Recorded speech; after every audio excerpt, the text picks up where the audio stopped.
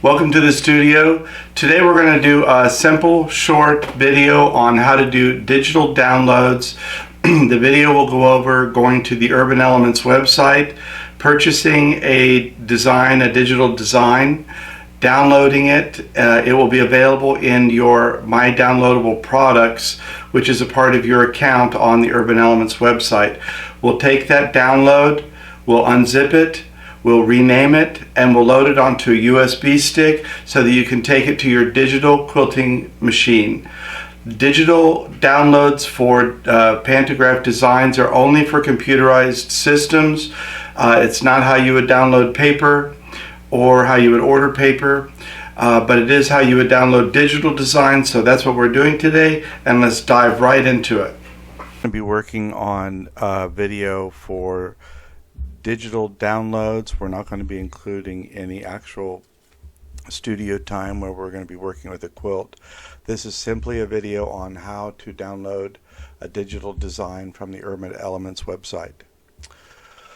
We have come to the Urban Elementz website, www.urbanelements.com, and the first thing we would do is log in. I've already logged into my account, and I'm not going to do that, just to keep my account private.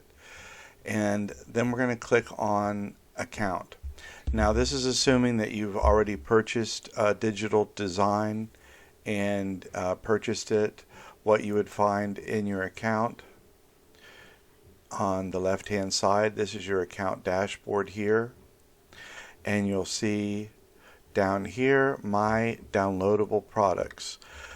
The reason that we have you sign into an account is so that we can maintain your digital purchases, actually all of your purchases, so that if there's a problem later for you where you've lost your computer, you've lost a flash drive, you've changed equipment, upgraded, converted to a different type of file format for a different machine, you can always go back to My Downloadable Products or My Purchases, and we can access information for that.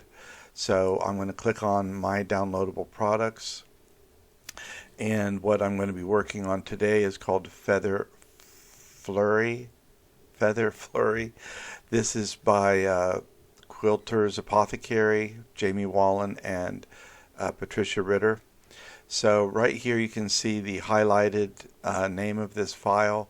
I'm going to go ahead and click on that, and you can see down in my lower left hand corner I have a zipped file. This is where my downloads go on my computer. On your computer they may be a little blue arrow in the upper right hand corner, but that will depend on your operating system. I'm using Windows 10. So mine are here in the lower left hand corner. I can double click on that and it will open this file directly. I could also have gone to my file manager, which is the icon of the little filing cabinet, file folder, and it would have taken me there also, but I would have had to find the file and then open it. You can see here that there are a lot of different types, and one of the things that I do want to open is this one. It's a PDF file, and if I click on that, it will open up and give me some information about the design, who designed it, but more importantly for me today, it will hopefully have the size of the design that it was intended to be stitched out. Of course, in a digital design we can increase or decrease these designs, but I want to know what the starting point is, because that's not necessarily the size that it will open up at. And sometimes it takes a second for that to open.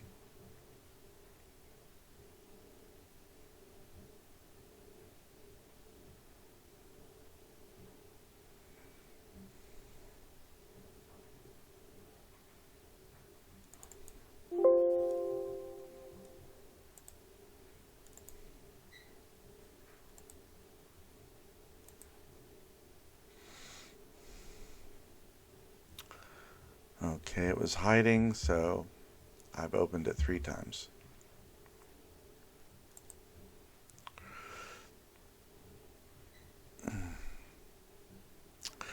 Okay, here we have this is a PDF file, and this could be printed out on your printer, and you can see design as it would sew out.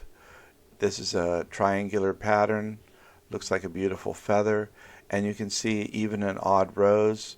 And I believe on this particular pattern you're required to flip this in order to get this design format. Otherwise they would all be like the tip of this would be the same here in this row. So I think you have to mirror image that as you're stitching it out. But what I'm really interested in is this here. It says recommended height is 10 inches or larger, and that will give me an indication when I take it to the machine what my starting point should be. So what I want to do is extract all of these files. Even though I only need one of them, it's just easier for me to hit extract all, and that's going to open all of these files into this particular file folder, and I'll hit extract, and you can see how quickly that happens. This is the new file. It's opened up automatically, and it has all the different file formats. I use an IntelliQuilter, so my file format here is IQP. That's the one that I need. So I can click on that with my right click. With my left click, I'm going to copy,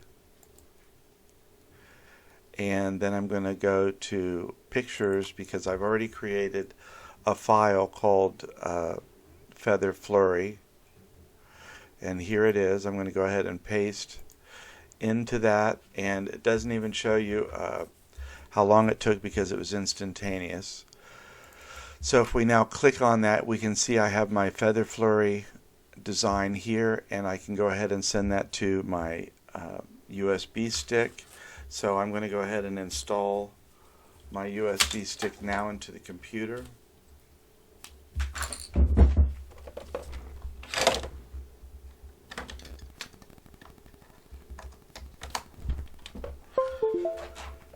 You'll see over here on the side Transcend just popped up. Transcend is the name of my USB stick from IntelliQuilter, and if I click on patterns, you can see that I have 3 in here already. But because I have the pattern saved on my clipboard from when I copied it, I'm going to right click on patterns and hit paste. That is taking the design off of the clipboard and putting it into the pattern, and now you can see that it's already popped up here on the screen. While I'm here, I could go ahead and erase these 3 that I have already used and transferred. I just highlighted them and hit the delete keyboard on my computer, and I said yes, I want to delete them. The reason I'm not worried about deleting them is because I have these saved on the Urban Elementz website. I have them saved on my computer as a zip file. I have them saved as an unzip file, and I also have them saved particularly under each name, this particular one, Feather Flurry. And at this point I'm going to go ahead and right click twice on the name so I can get rid of this part. This part is just a system for Urban Elementz to pay royalties to the designer.